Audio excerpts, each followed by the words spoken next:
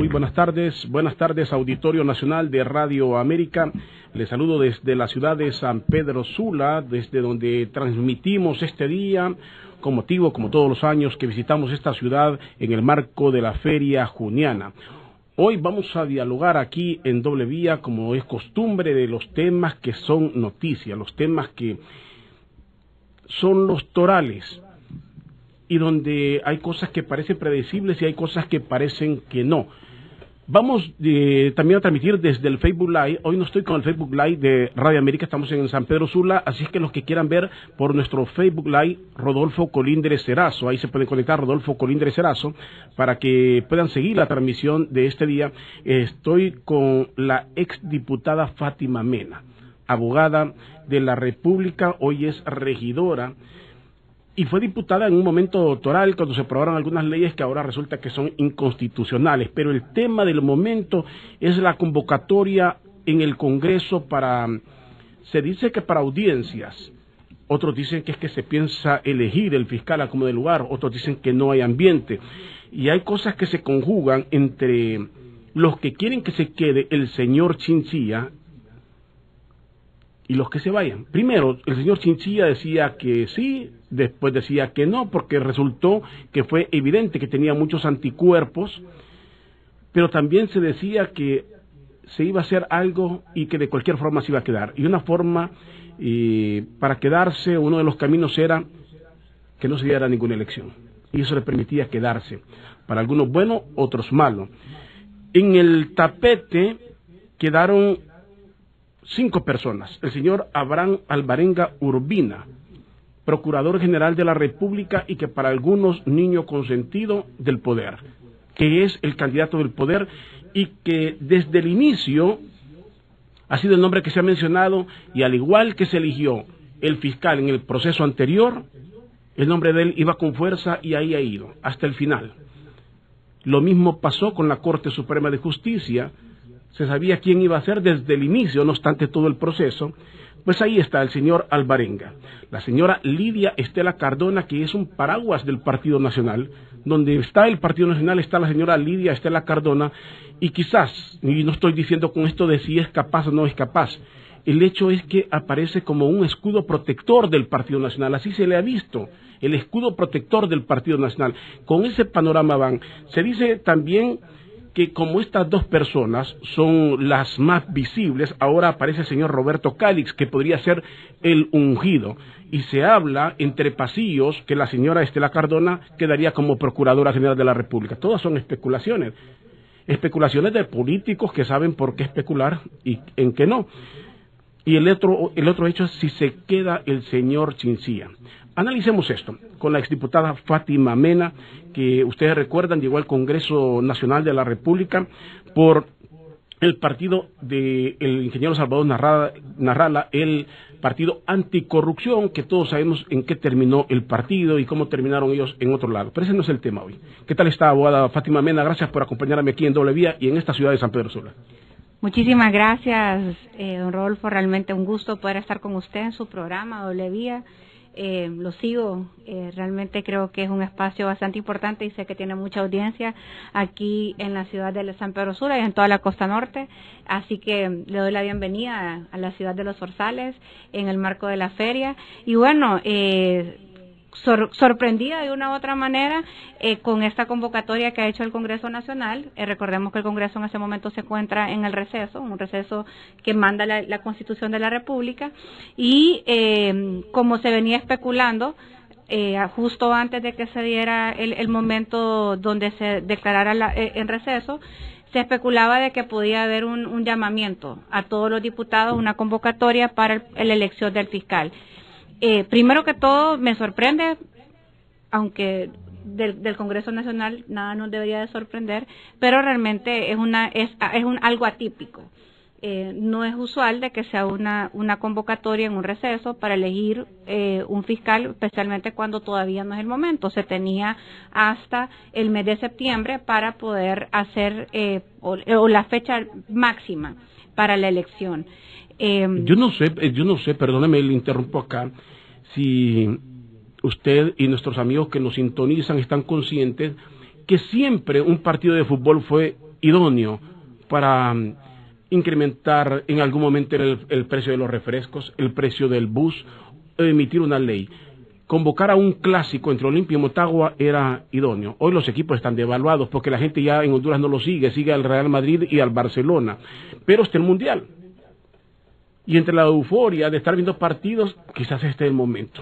Vuelven los partidos de fútbol a ser salvadores de los políticos en Honduras. Estamos en medio del Mundial, estamos en el marco del fin de semana de la feria en San Pedro Sula, que es una feria que es bastante concurrida, vienen personas de todas partes del país, aparte que estamos en la última semana del Poder Judicial, ya a partir de los próximos 15 días van a estar en receso, así que buena parte de los operadores de justicia o ONG pues realmente están en este momento como desconectadas y no me sorprende que obviamente utilicen esta estrategia.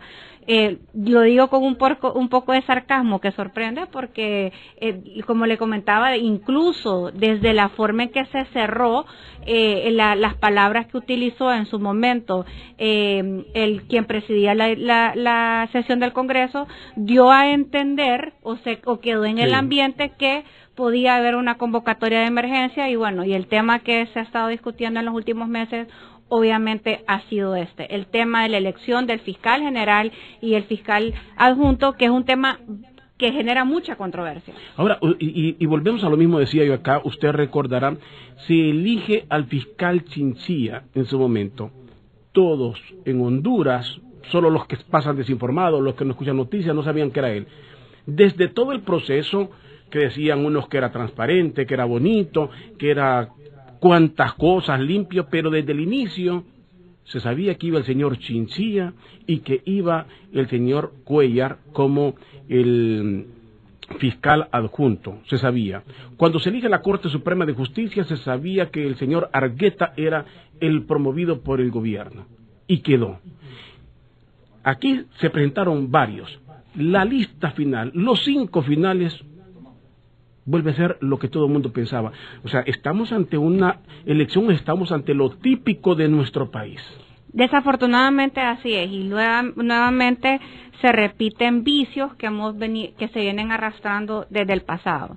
Primero, hay que ver que el proceso que se está utilizando para esta elección, en Honduras no existe una ley de audiencias públicas, una ley que establezca claro cuáles son los procedimientos para la selección y elección de los altos funcionarios. Entonces se hace de manera improvisada que permite o facilite que al momento de que se está dando el proceso de elección puedan improvisar para poder manipular los procesos para que al fin queden las personas que ellos deseen. Entonces realmente la participación, hubo mucha oposición por parte de las diferentes organizaciones, incluso renuencia de querer participar en los procesos de veeduría, porque desde el momento en que salió la primera lista, en Honduras primero los profesionales han perdido la confianza en estos procesos. La gente, los profesionales del derecho en este caso, por ejemplo para la corte, para los procuradores, para el fiscal, que pues requieren que sean abogados de profesión, saben de que para poder optar a esos cargos tienen que pertenecer a una argolla o contar con la venia, el padrinazgo. Participar solo es adornar y prestarse a un juego. De hecho, las palabras que yo escucho, Rodolfo, la gente dice, yo no me voy a prestar para legitimar a quien ya sabemos que van a quedar electos. Sucedió, como usted bien recapitulaba, con el proceso de elección del fiscal general y adjunto la vez pasada, sucedió con la Corte Suprema de Justicia, sucedió con el procurador y su procurador, y bueno, ahora estamos viendo una misma dinámica que no garantiza que realmente pueda existir un proceso limpio, transparente, inclusivo, a donde lleguen las personas que tengan mayor capacidad. Sin embargo, con una lista bastante limitada, quiero decir, uno pues conoce a los profesionales del derecho, sabemos que muchas personas que tenían la aptitud y la capacidad para poder postularse a este cargo, no lo hicieron simple y sencillamente porque no se iban a prestar a un juego de legitimar una lista que al final ya estaba consensuada desde un inicio. Sin embargo, podemos analizar que siempre ponen en evidencia los problemas o las formas o las tácticas que utilizan para poder manipular estas listas. Primero, si usted analiza esta lista, hay personas que por ley ni siquiera deberían de estar en la lista. La ley del Ministerio Público es claro quiénes están inhabilitados para poder participar, para poder ser fiscal general. Y aquí tenemos al actual procurador, que yo no tengo nada en contra de él, o sea, no, pero... Es un aspecto de legalidad, no es personal. Es un aspecto de legalidad. Es una persona que está inhabilitada por ley. Por lo tanto, no entiendo yo como una junta proponente que tuvo que haber hecho un trabajo técnico, no un trabajo político. Ellos tuvieron que haber de entrada descalificado a aquellas personas que no que comprendieran algunas de las inhabilidades, que no estuvieran al día con el colegio de abogados, que hubieran participado en cargos activos de partidos políticos en los últimos 3 años. Y bueno, ahí hay un repertorio de requisitos que descalificaba a varias de las personas que nosotros ahora vemos que están participando. Y luego, una vez más, vemos que hay varios candidatos y candidatas que han sido fuertemente cuestionados por organizaciones que trabajan especialmente materias de seguridad, justicia, democracia, temas de corrupción, y han señalado algunos vínculos o nexos que podrían tener con algunos grupos que tienen intereses fuertes dentro del Ministerio Público, que no deberían, que no califican en cuanto a idoneidad. Es decir, llegan 5 candidatos, como la ley manda, que no representan una lista limpia, idónea, amplia, para que se puedan los diputados y las diputadas al Congreso Nacional elegir quiénes son las mejores personas. Es obligación de los diputados y las diputadas elegir a las mejores personas. Y los que hoy le han enviado la Junta Nominadora o la Junta Proponente, como así se llama para este proceso, al Congreso Nacional, no es una lista que refleje realmente calidad de representantes para optar a este cargo. Ahora, la pregunta aquí es, ¿triunfó el poder? Hay que ser muy objetivo y decir que el presidente de la República ha jugado enchute con todos los que ha querido, con la oposición, en las elecciones. Finalmente él se ha impuesto como ha querido. Meta que se ha puesto, meta lograda. Siempre se supo que el señor Chinchilla era el consentido. Siempre se supo. Luego que podía o no podía ser. Ahora tiene 5 personas con las cuales están bien cómodos. Y si no lo eligen, quedan cómodos. O sea, ganó. Ganó el poder. ¿Cómo lo podemos interpretar? No elegirlo es que se quede quien quiere que se quede el poder. Elegir uno de estos es uno de los que han electo, ganó otra vez el poder. Y yo comparto completamente con usted. Así como hay situaciones ganar, hay situaciones perder. Y en este caso hemos visto que el modus operandi del partido de gobierno actualmente es ganar. No, yo no descarto de que tanto la vía de la elección de un nuevo fiscal general como la línea de que no se elija a fiscal en este momento sea una estrategia ya prediseñada para protección de intereses. Y también hay que decirlo, no podemos desconocer que actualmente dentro del partido de gobierno existe una gran división. Sí, hay un y esto ha venido a cambiar un poco el juego político, por lo tanto se requiere de generar cierta capacidad de maniobra, que si bien es cierto, beneficia al partido gobierno, también yo creo que es una coyuntura que también la oposición debería de sacar provecho, y tal vez no tanto la oposición. En este caso yo hablaría a la ciudadanía en general. Me pregunto, ¿por qué están convocando en el receso y de forma inmediata a los diputados a elegir al fiscal general? Si ellos están claros de que ya tienen una lista que la pueden controlar, ¿por qué a lo interno de la comisión especial que está llevando a cabo los procesos de evaluación para decir o elaborar esta propuesta, como lo han dicho ellos, que van a enviar que para mí es inconstitucional, don Rodolfo, quiero decirle, la comisión especial no debería de generar una propuesta de nómina para fiscal general y fiscal adjunto. Eso es una facultad exclusiva del Pleno y es una atribución que se está dando el Congreso Nacional que no tienen. Las organizaciones de sociedad civil, desde el Frente Parlamentario de Apoyo a la MASI, nosotros exigíamos que el Congreso Nacional tenía que por lo menos primero aprobar un reglamento de cómo iba a funcionar y que sus facultades exclusivamente eran para dirigir el proceso de calificación y evaluación de los 5 candidatos que fueron enviados por la Junta Proponente. Que las matrices que iban a utilizar para elegir estos candidatos fueran de conocimiento público. Hemos visto algunas de las preguntas, son preguntas bien generales, obviamente prefabricadas. Usted se puede ir a páginas de preguntas que se le deben hacer al fiscal general y usted puede encontrar que realmente no son preguntas en el cual usted puede ver la orientación o la directriz que podría tomar este próximo fiscal. Y obviamente creemos de que se tuvo que haber una convocatoria más amplia para que pudieran participar medios de comunicación, organización de sociedad civil, pero no que ayer tienen la primera reunión y el día de hoy en una jornada de la mañana en medio del mundial, cuando están llevándose a cabo varios partidos, hacen este proceso de audiencias públicas. Yo no sé realmente. Quiero agradecer a las personas que nos sintonizan. Oscar Hilario Martínez, saludos, dice, nos está viendo por el Facebook Live. Edgardo Ramírez también, gracias por estar con nosotros. Nos escriben aquí al WhatsApp de Radio América, dice, los escucho en Modesto, California, soy de Choluteca, un gran tema hoy. Saludos a Fátima Mena, muy guapa, por cierto, dicen acá, así que ahí tienen saludos. Otra persona dice, buenas tardes, ¿por qué la mayoría de los periodistas, eso que dice ella, no se lo preguntan a los candidatos? Y lo peor, que los que cubren al presidente, en este caso, no le preguntan nada. Saludos, siempre los escucho. Buen programa, gracias a las personas que nos escriben. Bueno, ahí están las preguntas. Hoy creo que muchos de estos candidatos fueron sometidos a una serie de cuestionamientos. Y el asunto es que ganamos con todo eso. Si finalmente ahí van. Ahí van. El punto es que ahí van. Estamos eligiendo en Honduras, no, estamos eligiendo. ¿Se va a elegir un fiscal para un grupo o un fiscal para Honduras? Para mí, en ninguna de las opciones estamos hablando de un fiscal para Honduras. Creo que el proceso está bastante viciado. No entiendo por qué la premura de someter a un proceso de elección ahorita.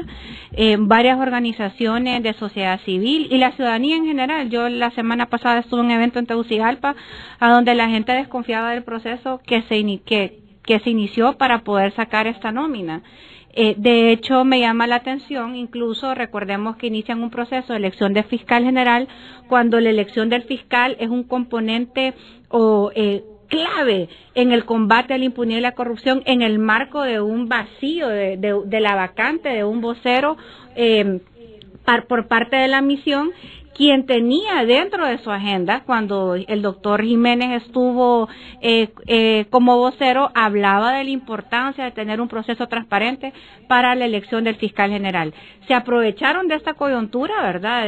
Aparte de otros temas que han estado surgiendo, los diferentes casos de corrupción que han venido surgiendo en los últimos días, para poder meter y que saliera adelante un proceso controlado por una junta proponente que estaba trabajando con una lista de candidatos que realmente desde allí, pues yo creo que nace el vicio, la falta de confianza que existe por no existir procedimientos claros.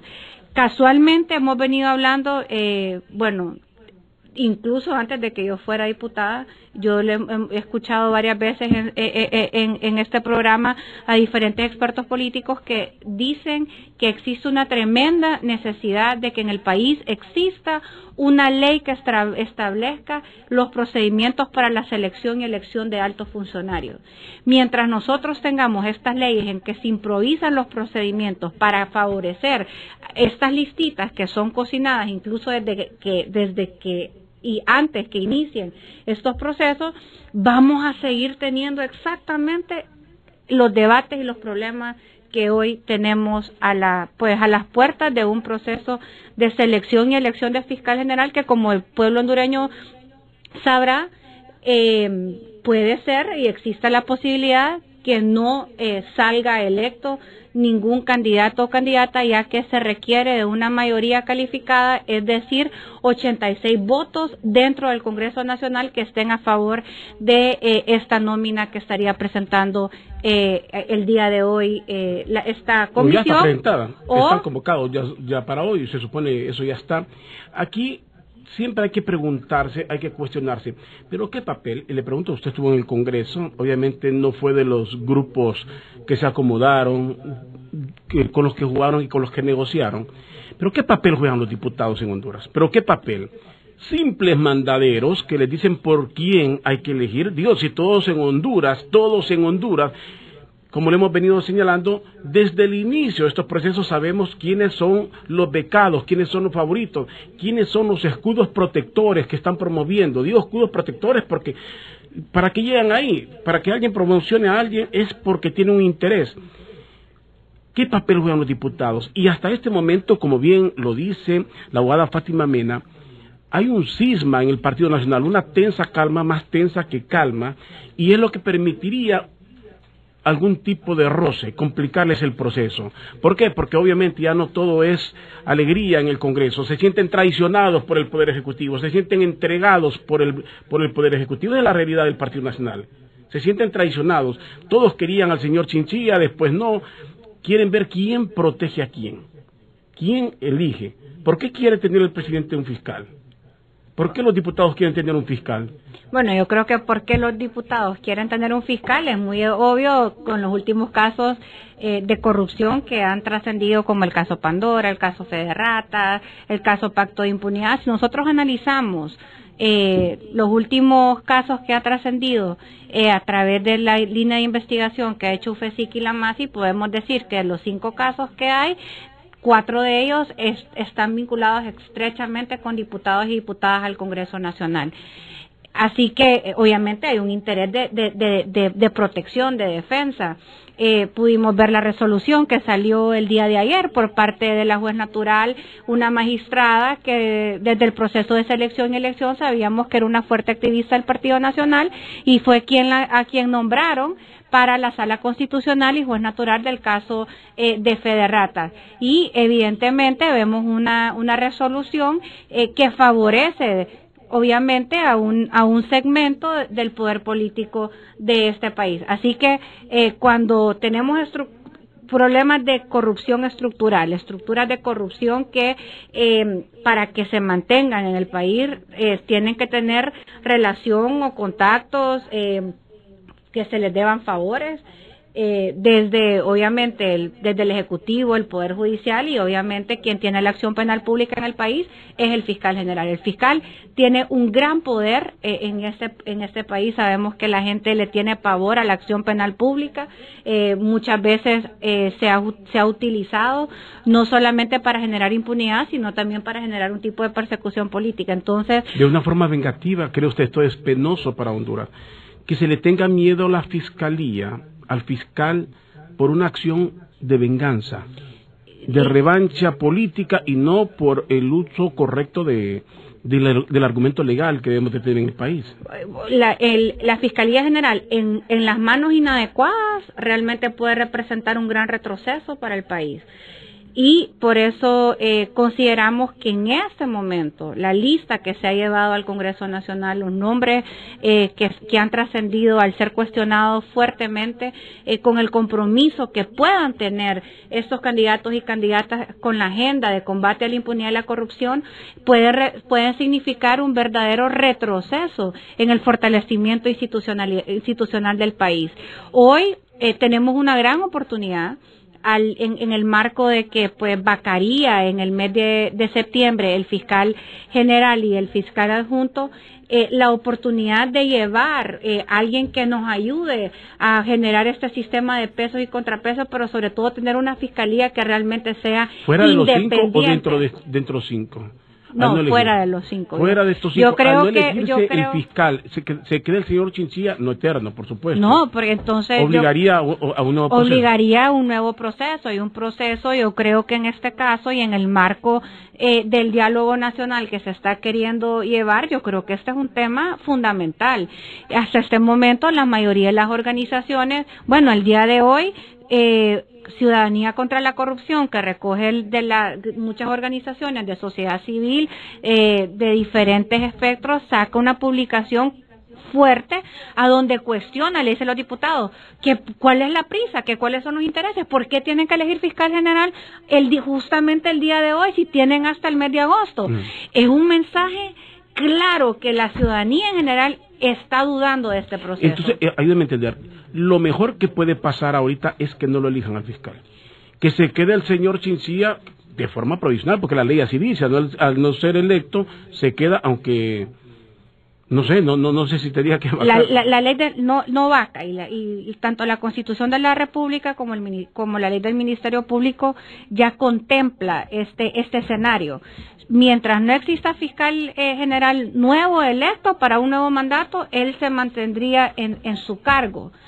Ojo, yo también he escuchado, yo no sé, Rodolfo, si usted ha escuchado el que dicen de que quieren obligar también a que ellos renuncien, quien en todo caso quedaría pues el director de fiscales, pero ese es otro de los escenarios de los cuales se ha especulado en los últimos días.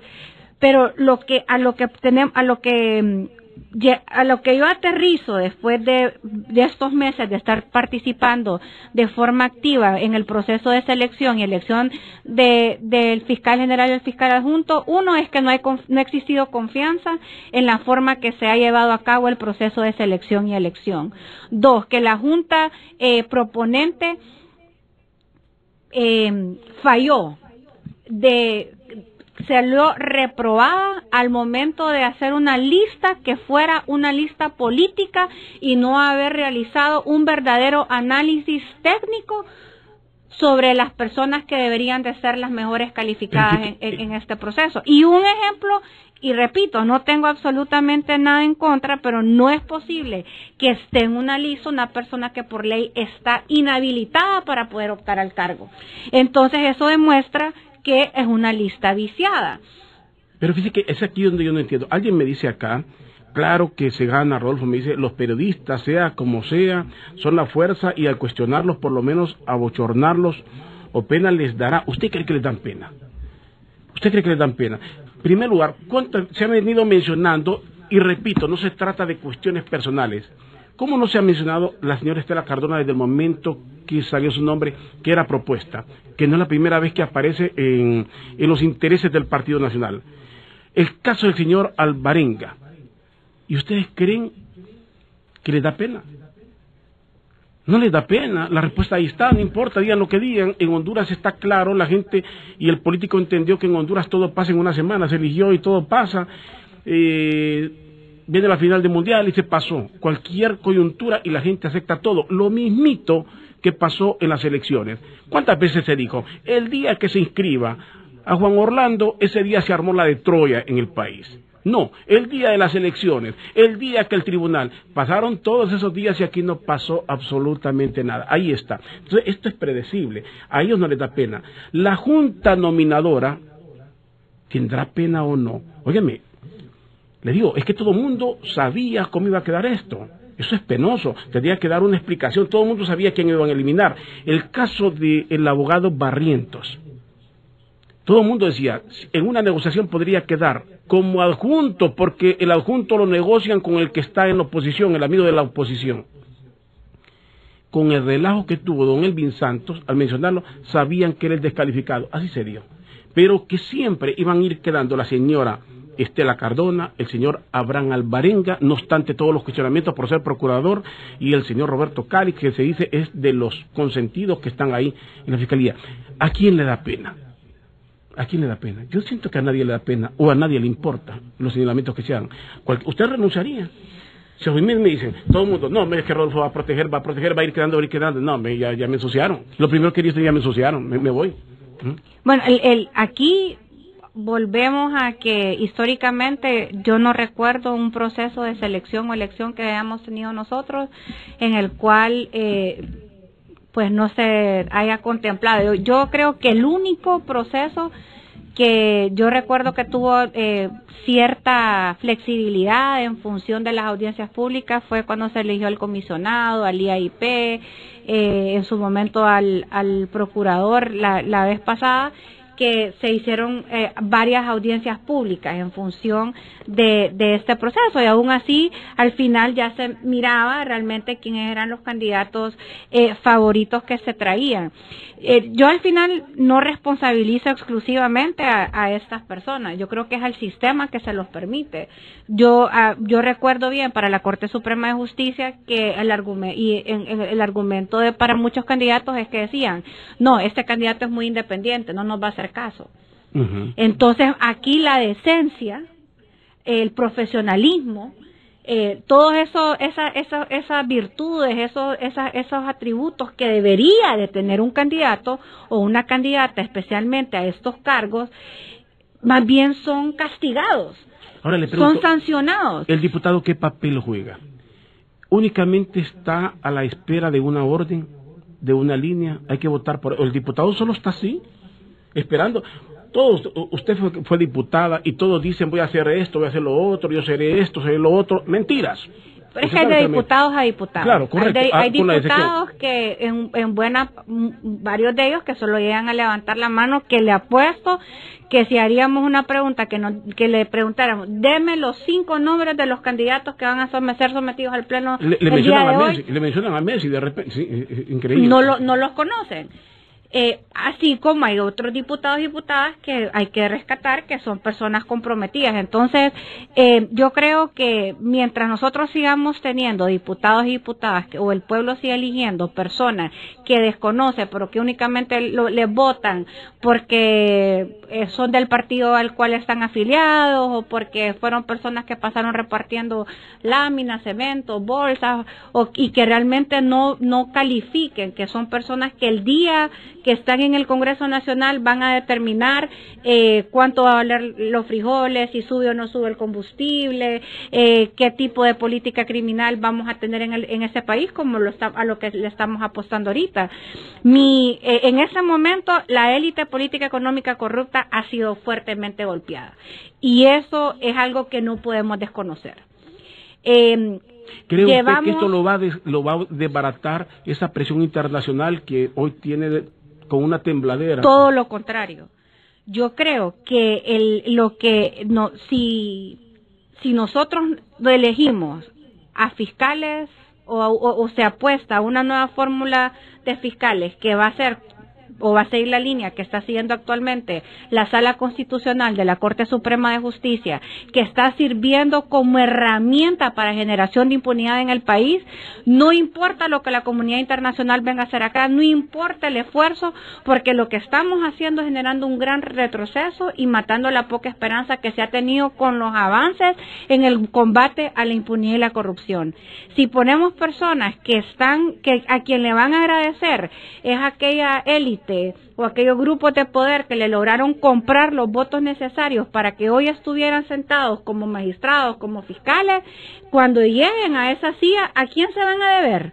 ¿A la ley? ¿Al pueblo? No, se van a deber al patrono, al grupo de poder, a los intereses que los tienen ahí sentados. Y recordemos que el fiscal general lo vamos a tener ahí por los próximos 7 años. Y para que la agenda de combate a la impunidad y la corrupción continúe en este país, porque no hemos salido adelante.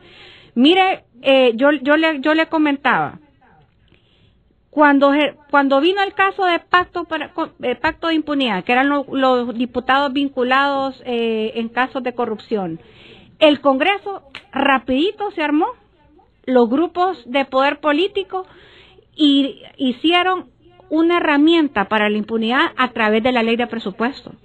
Mire, le voy a decir una cosa, ¿quién se le iba a ocurrir que con la ley de presupuesto iban a generar una herramienta de impunidad para estos diputados que sabemos que el hilo conductor llevaba a la Junta Directiva y al presidente del Congreso Nacional?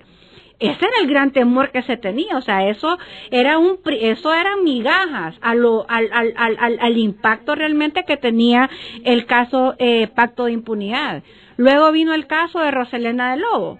El caso de Roselena de Lobo, cuando empezaron a ver que las propiedades se estaban perdiendo, desde el Congreso Nacional se generó la herramienta que eran las reformas a la ley de privación de dominio, que valga la redundancia, había sido una ley que había sido promovida por el mismo partido de gobierno, por el mismo Partido Nacional, y que la publicitaban como uno de los grandes logros. Ahora estaban queriendo deshacer y retroceder en esa ley. Luego viene el caso de Fede Ratas, que cuestiona, ¿verdad?, la junta directiva, comisiones, y vemos que se van de frente contra la MASI. Ya no solo está tocando a los pobres diputaditos que eran, sino que ahora ya se está entrando, ya va subiendo en jerarquía a las cúpulas de poder político de este país. Y ahí se genera ese recurso de inconstitucionalidad que, aunque yo como abogada le puedo decir que lo único vinculante de la sentencia de inconstitucionalidad es la parte resolutiva donde dice que la MASI es constitucional, también le puedo decir que conozco abogados léperos, defensores corruptos, jueces que se agarran de cualquier leguleyada, le dice a uno, sí, cualquier ramita que puede para poder generar impunidad. No nos sorprenda que el día de mañana, a través de un considerando de la sentencia, van a querer decir que ya en época o en una etapa de juicio oral y público van a votar un juicio porque dice que había falta de acción, porque la UFESIC no estaba capacitada para llevar, y ahí sufrimos un gran retroceso. Así que hay que estar muy, muy atentos de todos estos instrumentos que se generan desde los poderes del Estado para generar impunidad, y que por eso es que se vuelve tan importante que nosotros apostemos a un proceso de selección y elección de fiscal general para encontrar a las personas idóneas, o obviamente tal vez no vamos a encontrar a alguien que sea perfecto, pero por lo menos que sí reúna, que no sea tan evidente los compromisos, y que llegue con independencia, que sea una persona capaz, honesta, y que tenga la independencia que desafortunadamente hasta este momento, y un proceso de selección y elección tan cuestionado, estos candidatos dudo que al final vayan a agradecerle al pueblo, se vayan a deber al pueblo. Creo que más bien se van a sentir agradecidos con quienes lo eligieron, que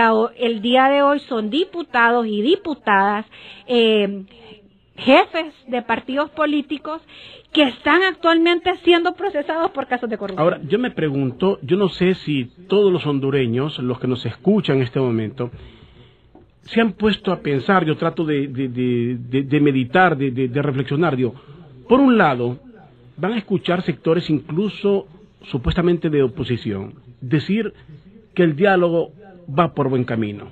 El señor Gariful dice, este es el momento, todo va por buen camino, habrá diálogo. ¿Cómo decimos que va a haber un diálogo entre sectores y estamos viendo lo que está pasando?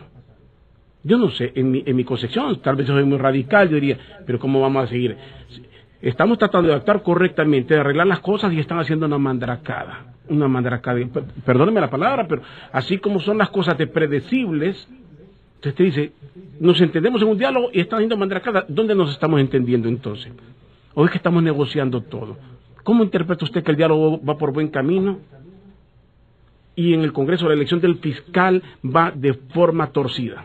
Bueno, el principal enemigo de la democracia se encuentra en el Congreso Nacional. Paradójicamente, que es donde el Congreso Nacional debería de ser el espacio a donde por concepto está la representación del pueblo. Pero así como está la representación de los diferentes diputados y diputadas que deberían de deberse a la ciudadanía que le eligió, desafortunadamente, por la misma forma que está diseñado los procesos electorales en el país, también sabemos que en el Congreso Nacional está la representación máxima de los intereses políticos y los grandes poderes fácticos de este país.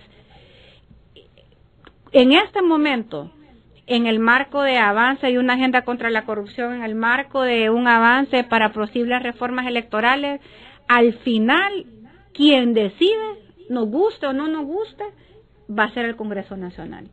Y por eso es que tenemos que tener la mirada puesta en lo que están haciendo los diputados y las diputadas del Congreso. Yo recuerdo muy bien cuando estuve en Guatemala, en el marco que se estaba aprobando lo de la MAS y el tema de la CICI acá, con un muy cercano colaborador del comisionado Iván Velázquez de CICIG en Guatemala, le pregunté qué me recomendaba hacer a mí en función de poder apoyar la agenda de combate a la corrupción, y fue muy claro, y recuerdo que él dijo, el principal obstáculo en que el combate a la impunidad y la corrupción, usted la va a encontrar, está en el Congreso Nacional. Y la CICIG llegó un momento en que no tenía ni siquiera un diputado que alzara la voz a favor de la lucha que ellos estaban emprendiendo. Aquí en Honduras, gracias a Dios, pues hemos identificado varios diputados y diputadas que pues de una u otra manera apoyan esta agenda y han cuestionado precisamente este proceso y que no le hacen caso a estos grupos de poder o que realmente tienen intereses grandes en querer acomodar. Le venden a usted la idea de la ingobernabilidad, que en Guatemala hay ingobernabilidad, la culpable es la CICI, en Honduras le dicen, si se fortalece la MAXI, Honduras se vuelve ingobernable. O sea, lo que tenemos en este momento parece que es lo más bello, es lo más recomendable. Porque si se fortalece la MAXI, dicen, sería como la CICI y Guatemala es ingobernable. Esa es la tesis. Yo no sé si usted la ha escuchado. Es una tesis completamente absurda y una tesis obviamente diseñada. Luego dicen que es una estrategia de los países de América del Sur hemos escuchado todas esas tesis ridículas que de una u otra manera no dejan de generar cuestionamientos o cierto temor, ¿verdad?, en caer en un tema de ingobernabilidad. Pero yo le pregunto, ¿qué más ingobernable que lo que estamos ahorita? Exacto, en la balanza ponga la corrupción, todo exacto, esto. Nosotros en este momento ni siquiera vivimos en una verdadera democracia. Nosotros estamos en una situación a donde no podemos, donde cada vez se va concentrando más el poder sobre el poder ejecutivo y los demás instancias que deberían de ser entidades que generen un sistema de pesos y contrapesos, que se respete el principio de separación de poderes. Sí, que ese es el punto. Quiero que escuchen a la abogada Fátima Mena lo que está diciendo.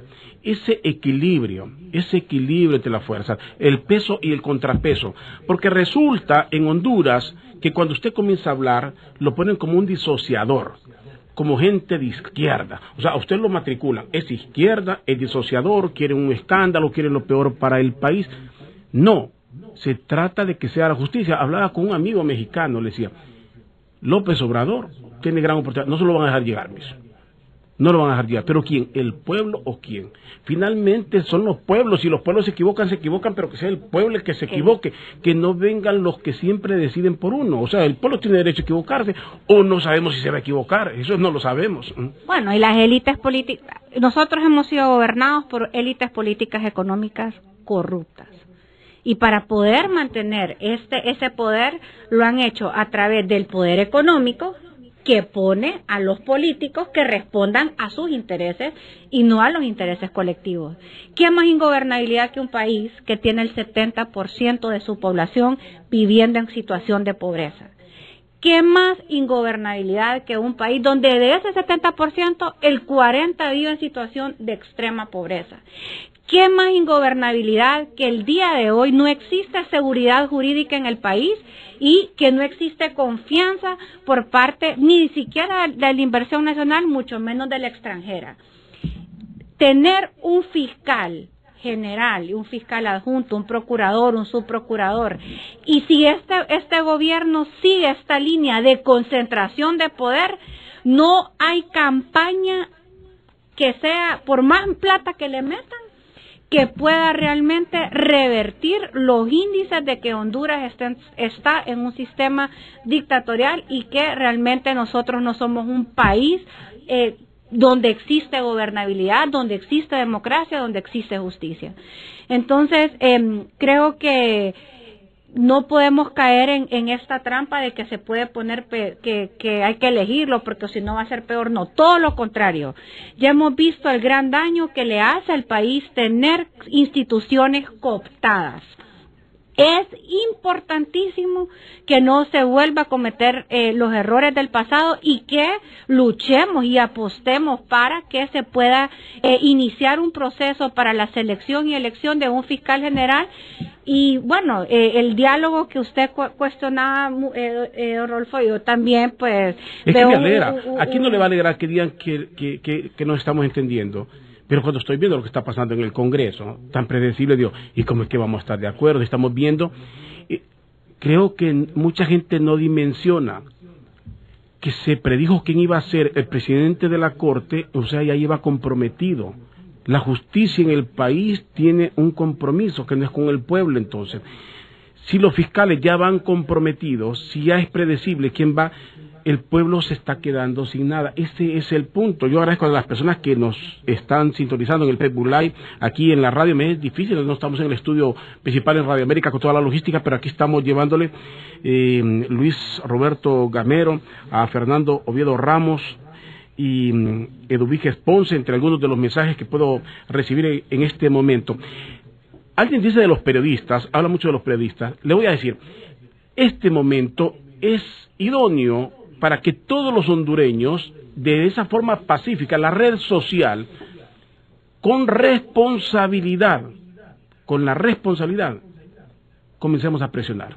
Y digo con responsabilidad, no se trata de insultar, no se trata de levantar falsos, sino cuestionar, que todos sepan que todos estamos conscientes de lo que están cocinando y que no es nada, no es la sopa más rica para que se la pueda tomar un pueblo.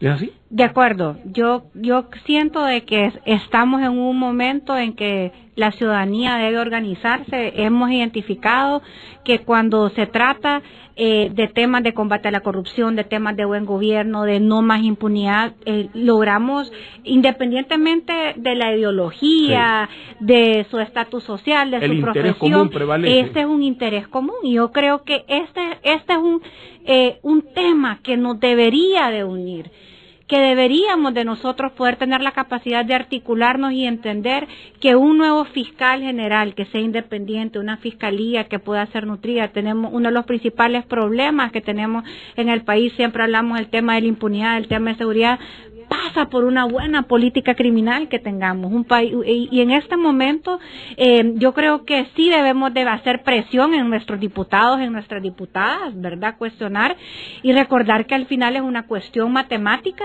no la tienen fácil, hay que decirlo tampoco. Recordemos que se requieren 86 votos. El Partido Liberal pues tiene nuevamente un gran rol histórico que jugar en este proceso de selección y elección, y yo siento que tienen que hacer caso a ese llamado ciudadano. Yo recuerdo... Si van a ser liberales en el sentido amplio de la palabra o van a ser liberales de bandera. Y ahí ni siquiera de bandera, porque vemos que el partido hay dos banderas liberales que al final ahora tienen nombres de caudillo, ¿verdad? Un sector cachureco en el Partido Liberal y otro sector liberal en el sentido amplio de la palabra. De acuerdo, y personas que le han apostado en los últimos años a hacer cogobierno con el Partido Nacional bajo un falso discurso que les han metido, que dicen que hay que recobrar el sistema bipartidista. En este momento, la mayoría de los hondureños no creemos en un sistema... Y si fuera de respeto está bien. Si respetamos las leyes, si la ley no tuviese preferencias, no importa quién sea, podemos ser monopartidos, si hay justicia. Y haciendo un análisis político hemos visto que ese cogobierno que se ha venido haciendo por ese segmento del Partido Liberal ha llevado que haya descendido hasta un 14% en el próximo. Entonces, usted liberal, diputado liberal, puede analizar que si usted realmente se debe a su pueblo, a su ciudadanía, al Partido Liberal, el Partido Liberal no confía o no quiere una estrategia de cogobierno.